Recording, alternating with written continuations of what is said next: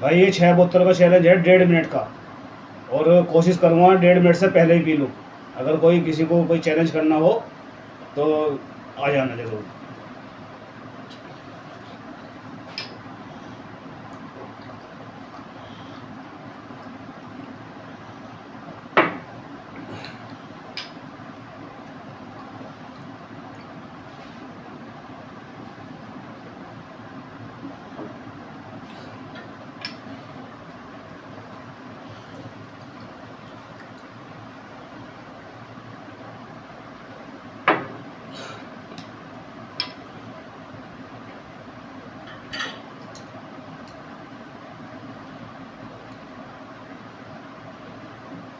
दस सेकंड भाई,